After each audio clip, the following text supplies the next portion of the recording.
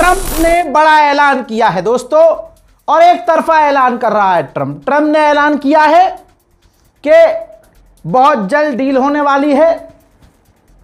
Iran straight of Hormuz को खोलेगा। Iran ने वादा किया है वो परमाणु नहीं बनाएगा।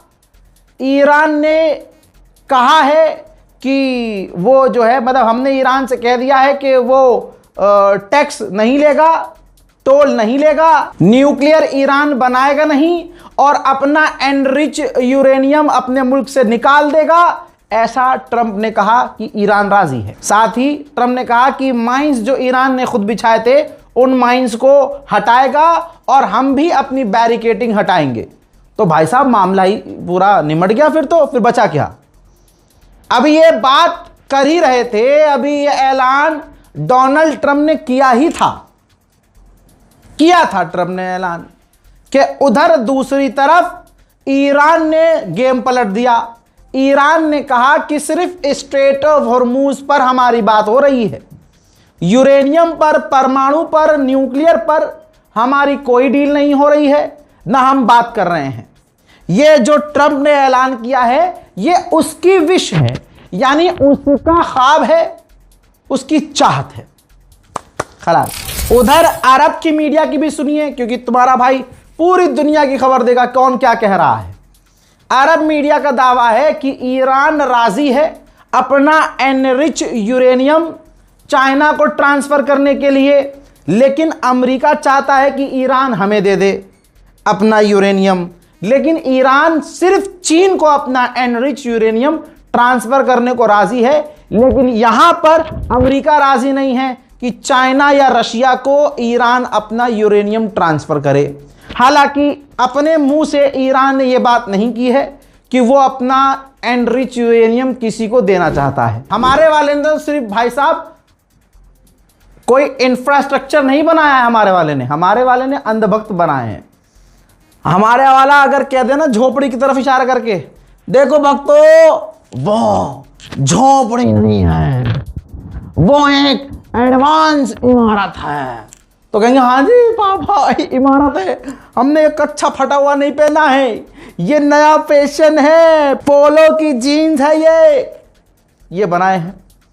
पाकिस्तान, हमारे यहाँ पेट्रोल डीजल के दाम आसमान पे जा रहे हैं। मोदी जी मजे ले रहे हैं कि भाई बहाना है, महंगाई सारी दुनिया में बढ़ रही है, पाकिस्तान हमसे ऊपर है।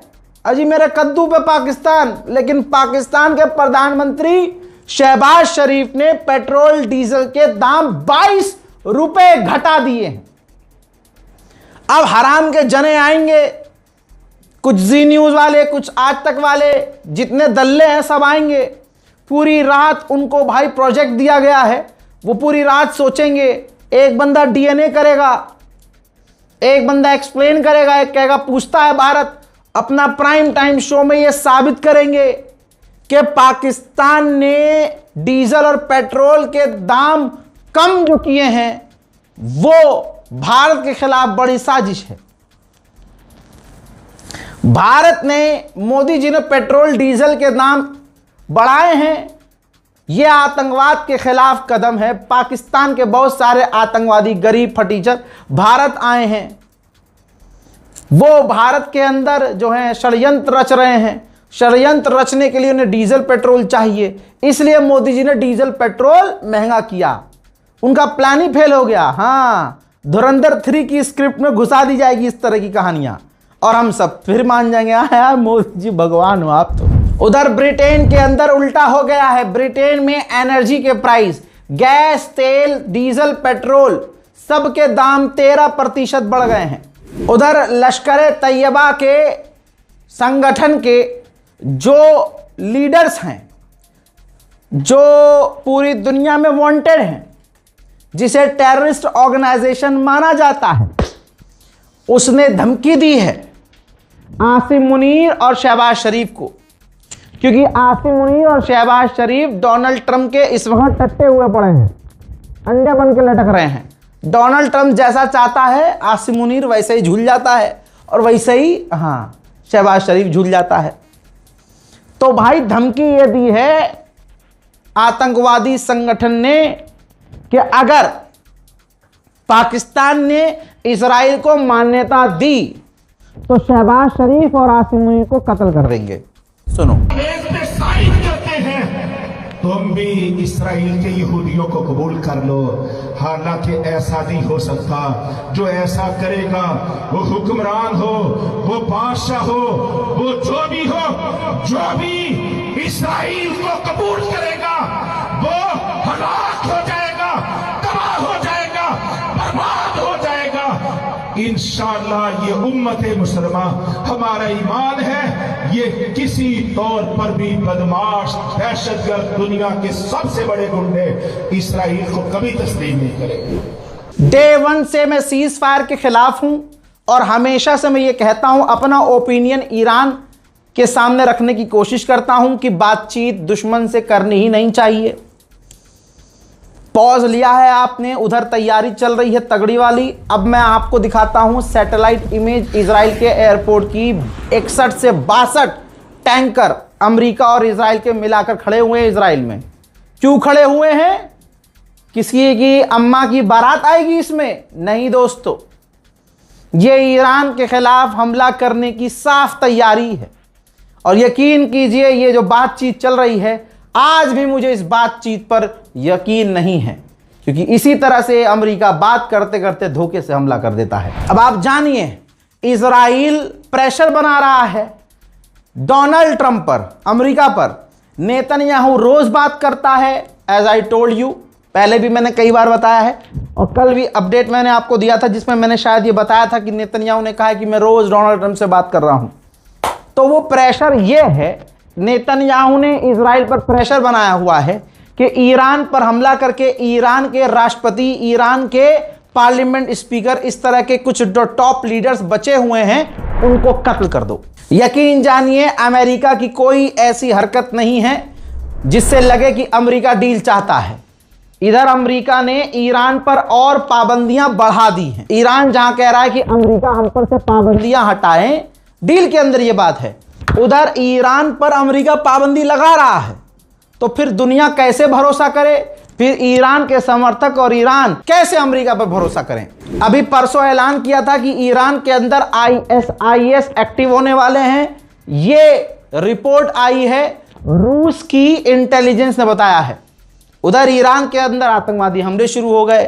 ईरान का एक पुलिसकर्मी आतंकवादी हमले में एक धमाका हुआ जिसमें ईरान का एक पुलिसकर्मी मारा गया है और दर्जन भर घायल हुए हैं। मेरे दोस्तों, अमेरिका की हालत आप समझ सकते हैं। अमेरिका के टॉप पूर्व लीडरों ने यह भी कहा है, परसों के रिपोर्ट में मैंने बताया था कि अमेरिका, डोनाल्ड ट्रंप जो ईरान से बात कर रहा है ना, यही सबसे बड़ी अमेरिका की हार है कि बात करनी पड़ रही है। यह अमेरिकी ऑफिशियल्स ने कहा है। अब जो बातचीत चल रही है, ईरान अपने नुकसान का भरपाई के लिए कह रहा है कि मेरा नुकसान जो हुआ है आप भरपाई कीजिए। वो ट्रिलियंस ऑफ डॉलर मांग रहा है ईरान। तो कम करते करते करते अमेरिका ने कहा है कि हम जो है आपको $300 बिलियन का इन्वेस्टमेंट देंगे। उसने क्या करा है भाई, देना, ईरान तो जिद पे है कि नहीं हमें तो कुछ तो दो यार, हम तो मानेंगे नहीं ऐसे। न ईरान की अवाम मानेगी, ईरान की सरकार को लपेट देगी ईरान की जनता की, तुम खाली हाथ कैसे डील कर रहे हो भाई, हमें मिल कुछ नहीं रहा और तुम डील करे जा रहे हो। तो ईरान कंपनसेशन मांग रहा था कि भाई हमें दो मुआवजा। तो अमेरिका अगर देगा तो ये अमेरिका की हार मानी जाएगी। तो ट्रंप ने क्या किया, कंपनसेशन का नाम बदल के उसने इन्वेस्टमेंट नाम दे दिया कि 300 बिलियन भाई बहुत बड़ी कीमत है, ईरान के लिए बहुत पैसा है ये। $300 बिलियन ईरान में हम अलग अलग कंपनियों से दुनिया भर की इन्वेस्ट करवाएंगे। यानी पैसा जाएगा ईरान में, लेकिन वो इन्वेस्ट किया जाएगा। यानी नाक ऐसे पकड़ो या ऐसे पीछे से, जीत तो ईरान की हो रही है। तस्वीर देखिए, पाकिस्तान के विदेश मंत्री, जैसा मैंने आपसे कल कहा था, पहुंचे हुए हैं अमेरिका और अमेरिका के विदेश मंत्री ने उन्हें रिसीव किया। चेहरे पर खुशियां और अमेरिका के विदेश मंत्री के चेहरे पर पाकिस्तान के लिए इज्जत नजर आ रही है। ईरान के मुद्दे पर, ईरान के मैटर पर पाकिस्तान के विदेश मंत्री इस वक्त अमेरिका पहुंचे हुए हैं। ईरान के पार्लियामेंट स्पीकर गलीबाफ ने बड़ी बात कही। गलीबाफ ने कहा कि हम डील कर रहे हैं जबान से नहीं, मिसाइलों से, क्योंकि हमें दुश्मन की जबान पर भरोसा नहीं है और डील एक्शन से होगी, ना सिर्फ जुमलों से होगी।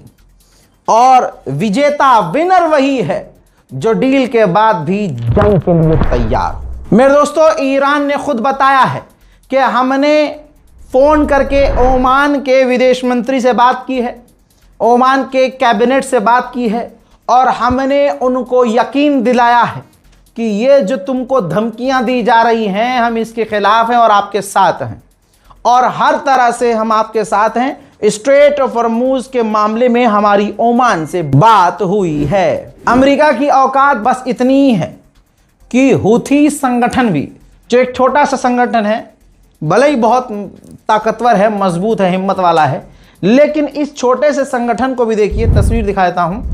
MQ-9 रीपर अमेरिका ने भेजा हूथीज के खिलाफ जासूसी करने के लिए।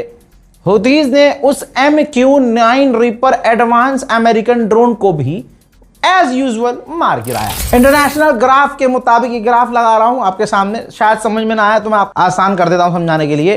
रिपोर्ट में यह बताया गया है कि सऊदी अरब को जंग की वजह से फायदा हुआ है। जी हां, जंग बीच में चाहे जितनी भी हुई हो, जहां सारी दुनिया तेल नहीं बेच पा रही थी, तमाम अरब देश बेकार थे, लाल सागर से अभी भी अरब जो है तेल बेच रहा है, यानी सऊदी अरब तेल बेच रहा है, जिससे उसको फायदा हुआ है। मैं आपको एक बहुत बड़ा अपडेट दे रहा हूं, दिमाग चकरा जाएगा। इस रिपोर्ट को पढ़ने के बाद 1 घंटा मैं भी सोच में पड़ गया था कि ये चल क्या रहा है। दिमाग जंग के दौरान आपका भाई और आप लोग पूरा लगा रहे थे, लेकिन हम वहां तक नहीं पहुंच पाए जहां तक खेल चल रहा था। जो शक था हमारा, जो ये आपका भाई, आपका नौकर ये कह रहा था बीच बीच में कि यूएई, और इस जंग से पहले ही एक जुमला मैंने दिया है आप लोगों को कि इलाके में, इस दुनिया में अब 2 इजराइल हैं। पहला वही इजराइल, दूसरा इजराइल है यूएई। आपको पता है रिपोर्ट से क्या खुलासा हुआ है? प्रूफ नहीं लगाऊंगा और सोर्स नहीं बताऊंगा, लेकिन ये मेरा वादा है 2 से 3 दिनों के अंदर हर जगह मिल जाएगी। लेकिन आपका दिल फड़फड़ा रहा होगा, रजा भाई हम अभी भी बहुत हैं ऐसे चूरन, हम ऐसे कैसे मान ले हुए हैं? देख ये देखिए, बिना प्रूफ के दे रहा है। वॉल स्ट्रीट का मैं लगा ही देता हूं, ये देखिए, अमेरिका का अखबार वॉल स्ट्रीट जर्नल, बस एक सोर्स दे रहा हूं आपको, बाकी 4-5 दिन में छप जाएगा हर जगह।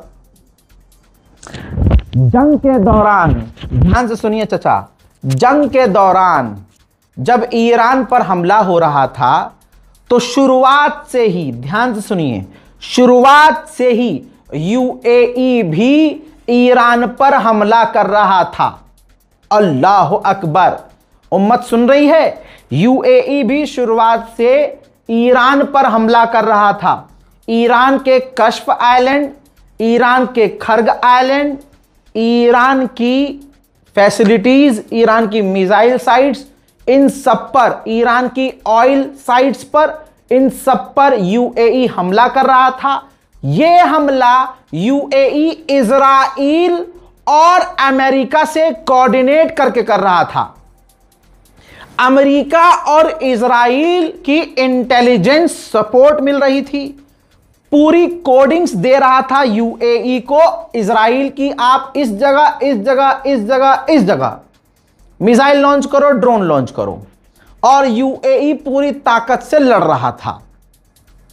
ठीक, फिर इसके बाद हुआ ये कि सऊदी अरब ने, मोहम्मद बिन सलमान ने डोनाल्ड ट्रंप को फोन किया और कहा कि यूएई से कहिए कि ईरान की ऑयल फैसिलिटीज पर हमला ना करे, वरना ईरान भी अरबों की ऑयल फैसिलिटीज पर हमला शुरू कर देगा।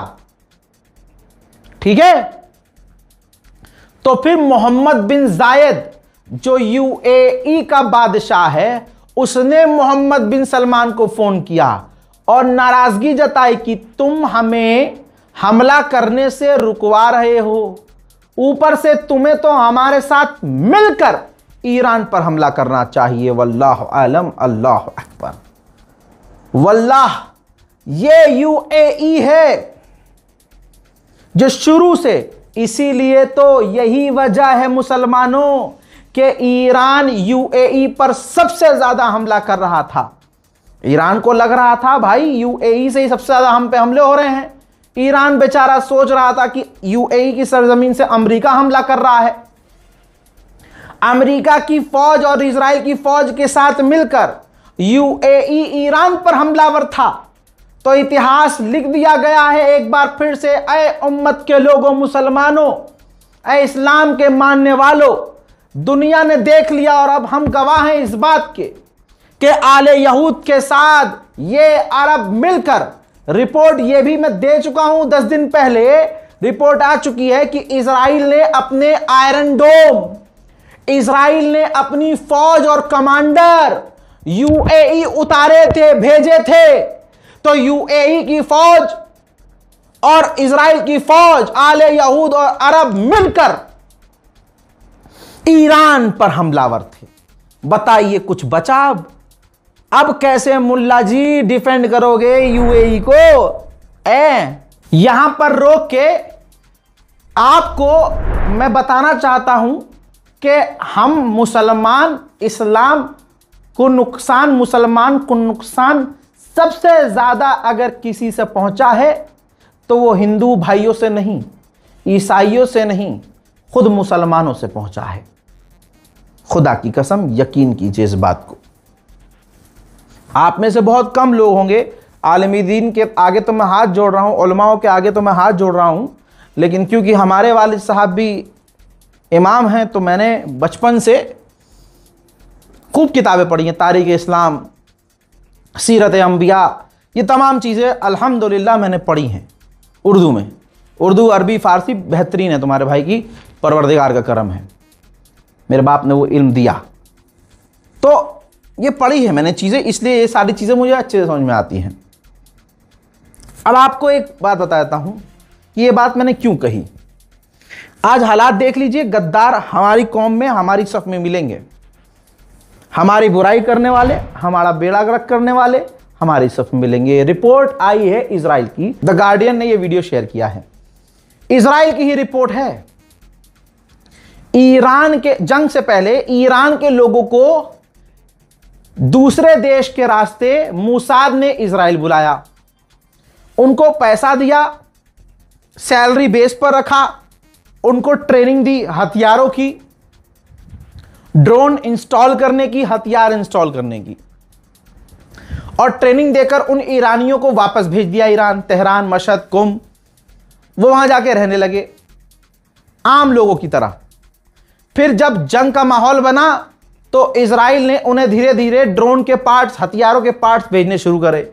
उन्होंने वहां जंग के दौरान ड्रोन खुद इंस्टॉल किए, खुद जोड़े, और ड्रोन अंदर से ही लॉन्च किए ईरान अपने ही मुल्क के एयर डिफेंस सिस्टम के ऊपर, उन गद्दार ईरानियों ने, ताकि ईरान के एयर डिफेंस सिस्टम फेल हो जाएं। अल्लाह अकबर, कितनी साजिशें, कितनी साजिशें रची गई ईरान के अंदर से भी, और गद्दार ईरान के लोग। हम मुसलमानों में अब देखिए, हमारे मुल्क की बात करिए, हमारा प्यारा हिंदुस्तान, हमारा प्यारा भारत, इसकी आज़ादी के लिए सबसे बड़े बड़े योगदान में नाम आता है हमारे उलमाए कराम का, हमारे मदरसों का, देवबंद का। मेरी और मेरे जैसे 36 लाख रजा जैसे लोगों की जान कुर्बान उलमाए दीन के चप्पल के नीचे, समझे? मदरसे तो बहुत दूर की चीज है। रेशमी रुमाल हो, बाइकॉट हो, अंग्रेजों के खिलाफ तमाम तकरीरें, एजेंडे चले, इन मदरसे से चले। मदरसे की बुनियाद रखी गई कि मदरसे के जरिए लोगों तक भारत को आजाद करने के जो अय्याम चलाए जा रहे हैं, प्रोजेक्ट्स चलाए जा रहे हैं, वो पैगाम आगे बढ़े, लोग इससे जुड़े। मदरसों ने हमें क्या क्या दिया अब जानते हैं। बहुत कुछ दिया।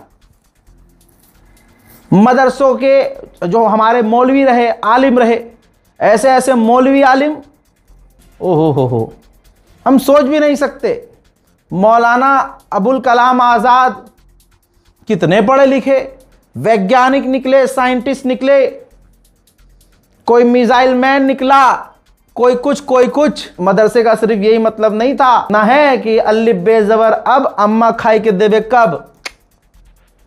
कुरान की तफसीर से लेकर अलिफ बे ज़बर अब से लेकर ऐन जीम काफ से लेकर दीनियात से लेकर वजू से लेकर, समझ रहे हो, नमाज से लेकर, समाज से लेकर, समाज में तुम्हारी चाल चलन से लेकर, चाल गुफ्तार से लेकर, देखने सुनने से लेकर, जबान के रोजे से लेकर, तुम्हारी आंखों के रोजे से लेकर, तुम्हारा खाना, तुम्हारा पीना, हराम हलाल नजिस पाक, इन तमाम चीजों के साथ अंग्रेजी, पर्शियन, फ्रांसीसी, कैनेडियन, अंग्रेजी भाई साहब, अंग्रेजी, गणित, ये सब कुछ मदरसे में सिखाया जाता था, सिखाया जाता है।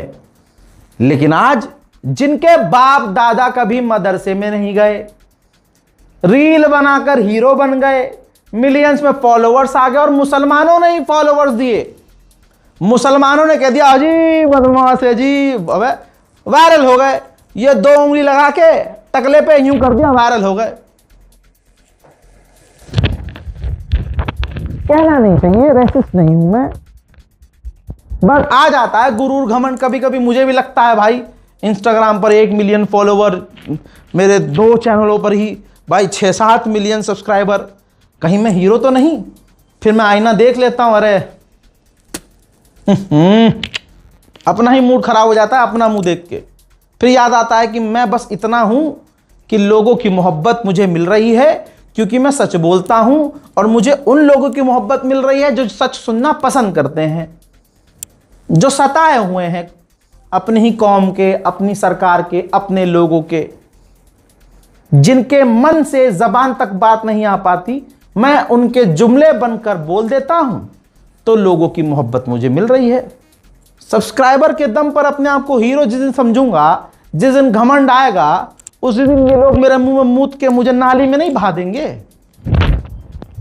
जिस दौर में कोई किसी की नहीं सुनता, उस दौर में रज़ाग्राफी को 6-7 मिलियन लोग सुनने वाले हैं, ये मेरे लिए तो मौजज़ा है भाई।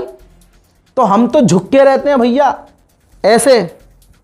लेकिन अगर तुम्हारे मिलियन में फॉलोवर हो गए, तुम किसी की बीवी को लाकर नाच रहे हो, नचनिया बने हुए हो, इंस्टाग्राम पर पैसा कमाने के लिए, जिंदगी में झांट पैसा कमाने के लिए तुम सट्टा प्रमोट कर रहे हो, यहां पर क्लिक करो, यहां पर क्लिक करो, यूं कर दो और यूं कर दो, गाइज आपको लोग पसंद कर रहे हैं, आपकी एक्टिंग कर रहे हैं। मैं आपकी इस स्किल की तारीफ करता हूं, very good, I appreciate it. और हमेशा सपोर्ट किया हमने, मैंने खुद कंटेंट पसंद किया आपका। लेकिन आपके दिमाग में गुरूर घमंड अचानक से आ गया कि अब तो आप इस देश के विदेश मंत्री बनने लायक हो गए, क्योंकि आपको तो लोग फॉलो कर रहे हैं। बैरिस्टर ओवैसी साहब को मारो गोली, अब तो फलाने को, अब भाई साहब को बनाओ मंत्री। मुसलमानों का रहबर अब यही है, दिमाग में आ गया, गांजा फूक के गाड़ी में बैठ के मदरसों बयान पेल दिया, उलमाए कराम के खिलाफ जुमले बयान कर दिए, बातें बोल दी। अब देखिए यहां फितना पैदा हो गया। अब जो ऐसे बयान को सपोर्ट करे, जिस बयान में मदरसों का अपमान हो, तो उसको सपोर्ट करने वाले वो वही होंगे, उसकी मानसिकता वाले, है ना भाई। लाइन खींच दी अगले ने कि मुसलमान जो मदरसे के खिलाफ है वो मेरे साथ हो जाए, आलिम दीन के खिलाफ है मेरे खिलाफ हो जाए, और जो मदरसों के साथ है वो उस तरफ हो जाए। तो ये फितना डाल दिया। और कुरान क्या कहता है, फितनागर के लिए अपने आलिम दीन से छोड़िए, ये बात तो अपने वालिद साहब से पूछ लीजिए, अपनी अम्मी से पूछ लीजिए, बता देंगे आपको। ठीक, तो आप किसी चीज से नाराज हैं, नाला हैं, आप उसके जुमले का सही इस्तेमाल कीजिए, क्योंकि आप उम्मत को बोल रहे हो, आप मदरसे के लिए बोल रहे हो, आप उलमाए दीन के लिए बोल रहे हो। तो सारे मौलाना, 5 अगर मौलाना है तो पांचों क्या एक जैसे हैं? मेरा मानना है 99% आलिम दीन सही है, ईमानदार है, चाहे वो किसी भी कौम का हो, चाहे वो किसी भी मसलक का हो। उसके पास जो इल्म है वो अपना इल्म पूरी ईमानदारी से अपने लोगों को देता है। तुम्हारी औकात है सुअर कि तुम आलिम दीन को लपेटो। अबे भाई 10-10 हज़ार में पूरे महीने 5 टाइम की नमाज पढ़ाता है मौलवी, फिर तुम उसका जीना हराम करते हो। रात को 1 बजे, रात को 4 बजे, सुबह 5 बजे, कोई टाइम नहीं। मौलाना का गेट खटखटा दिया, मौल साहब ये दुआ पढ़ देना इस पे, मौल साहब जरा मैयत हो गई है, चलिए। जीना, मरना, बच्चों का नाम रखना, निकाह, शादी, तलाक, फातिहा, अलाना फलाना ढमाका, सब चीज वो आलिम लगा पड़ा है। तुम्हारी भसोट क्या है? 10,000 रुपये महीना उसे दे रहे हो। हम सब 10,000 रुपये महीना उसे दे रहे हैं। और उसके बेटे ने अगर अच्छा पहन लिया, उसकी बिटिया ने अच्छे कॉलेज में एडमिशन ले लिया, देखो तो बड़ा पैसा छाप रहा मुल्ला, ये आ रहा होगा कहीं से तो आ रहा होगा, बड़ा पैसा कमा रहा है भैया।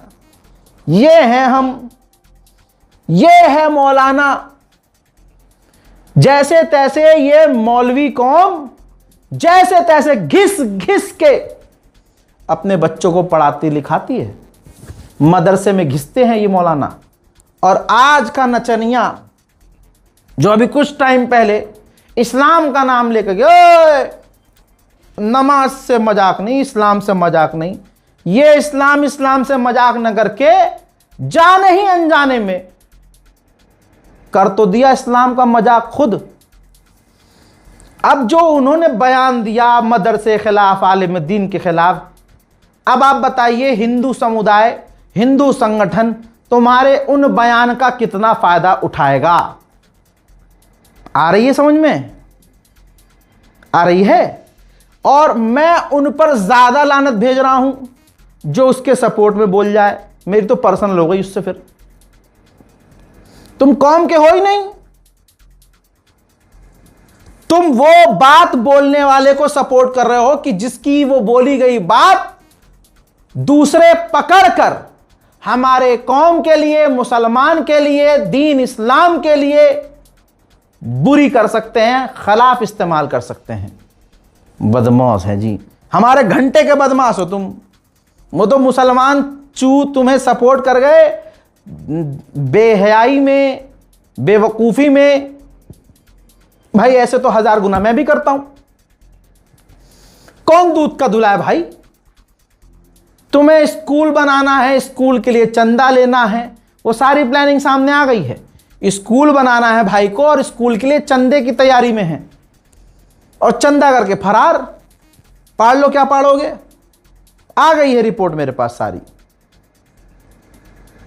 फिर उसमें चंदा, अरे भाई जो चंदा ले रहा है या जिसने किसी की अमानत में खयानत करी वो दुनिया में ही जलील हो गया, और जिन्होंने ईमानदारी से काम किया रसीद देख लो, सनद देख लो, जहां पहुंचा है वहां जाके पता कर लो। मेरा ये मानना है भाई, अल्लाह की राह में गुस्ताखी करोगे, अमानत में खयानत करोगे, नुकसान होगा तुम्हारा। अल्लाह देखने वाला है, अल्लाह बहुत बड़ा है। तो भाई अगर आप को अगर मदरसों से दिक्कत, किसी आलिम दीन से दिक्कत, कोई भी दिक्कत है, आप मुअद्दबाना अंदाज और लहजे में कह सकते हो कि कम से कम हमारे आलिम दीन, हमारे उलमाए कराम, उनको तकलीफ ना पहुंचे, मदरसों की हुर्मत पामाल ना हो। मेरी बात से अगर मेरे लोग सहमत हैं तो दुआ देते जाइएगा, कमेंट में सपोर्ट करते जाइएगा। आप लोगों की बड़ी मेहरबानी। ये मैं अपने मन की नहीं, ये दीन के लिए परवरदिगार की कसम, मेरे पास कोई स्क्रिप्ट नहीं है, मेरे पास कोई टेलीप्रॉम्प्ट नहीं है। मैं बोल रहा हूं, अल्लाह इस जबान से जो जुमले निकलवा रहा है वो निकल रहे हैं। मैं गुनहगार हूं, अल्लाह मुझे माफ करे, हम सबको माफ करे।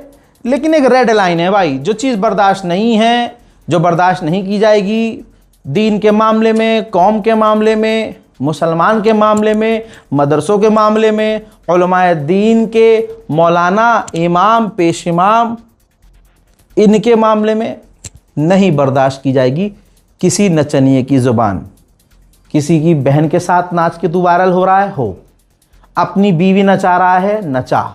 अपनी बहन नचा रहा है तो नचा। कौम देख रही है, वाह वाह कर रही है, सपोर्ट कर रही है, क्या अच्छा तो चल रहा है भाई।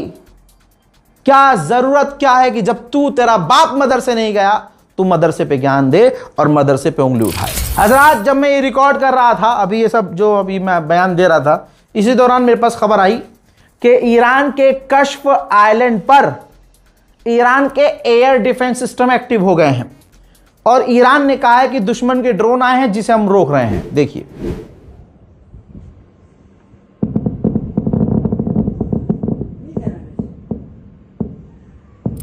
उधर मेरे दोस्तों, आइए स्ट्रेट ऑफ हॉर्मूज दिखा देता हूं। परसों मैंने फोटो दिखाया था, अब मैं आपको वीडियो दिखा रहा हूं। ये ईरानियन जहाज है, छोटी वाली बोट है, उसमें वो गश्त कर रहे हैं और उन्हीं के कैमरे से रिकॉर्ड है। स्ट्रेट ऑफ हॉर्मूज आपको नजर आ रहा है, पूरी तरह से स्ट्रेट ऑफ हॉर्मूज भरा पड़ा है। आप देख रहे हैं, भरा पड़ा है, सारे टैंकर आपको नजर आ रहे हैं। हमारे वाले की विदेश नीति गाय के पेशाब तक सीमित है, औकात इतनी भी नहीं है बाम बाबड़ू की गौ माता को राष्ट्र पशु घोषित कर सके अब। और हिंदू समझ नहीं रहे अभी कि खेल क्या चल रहा था। जिसने ईरान से दोस्ती रखी और अमेरिका के धमकी के सामने नहीं झुका, उसको एलपीजी, सीएनजी, डीजल, पेट्रोल की कमी नहीं है। जैसे ये देखिए, ट्रेन के जरिए ईरान चाइना को एलपीजी और तेल भेज रहा है। पाकिस्तान होते हुए ट्रेन जाएगी, 15 से 20 दिन में ये ट्रेन पहुंच रही है और लगातार ईरान भेज रहा है। अमेरिका और अमेरिका का बाप और अमेरिका की जो नाजायज औलाद है अंधभक्त और फादरलैंड, इनकी 7 पुश्ते भी कोशिश करके इस ट्रेन को नहीं रोक सकती, ना यहां पर हमला किया जा सकता। चाइना को भी धमकी दी थी अमेरिका ने। हुआ क्या? चाइना ईरान से तेल लेता रहा, ईरान को हथियार देता रहा, ऊपर से ट्रंप गया भी चीन और वहां से वापस आया भी। तो चाइना अगर नहीं झुका तो उल्टा ट्रंप के सुर बदल गए, नॉर्मल हो गया। और एक देश का नेता है, जब उसको ट्रंप फोन करता है तो कहता है, और भाइयों बहनों, मेरा पजामा कहां है? और फोन आ गया। बहुत दूर एक देश है, जी हां, भारत की बात नहीं कर रहा हूं, कोई भी देश मान लो आप, नया देश क्या ही बनाऊं मैं। तो आप सोचिए, वो हमें बताएगा, वो उस देश को बताएगा कि तुझे रूस से दोस्ती रखनी है कि नहीं रखनी, चाइना से दोस्ती रखनी है रखनी, रूस से तेल लेना है कि नहीं लेना। बताइए उस देश का नाम क्या है। उधर आदतन इजराइल ने लेबनान पर फिर से बमबारी की है, जिनके मनाजर आपके सामने हैं, देख लीजिए। इजराइल ने रोज रोज लेबनान पर हमला जारी किया हुआ है। कई लोगों की आज फिर इन हमलों में शहादत हुई है। बल्कि दूसरी तस्वीर ये देखिए, इजराइल के आतंकी हमलों में लेबनान में चर्च भी बुरी तरह से डैमेज हुआ है।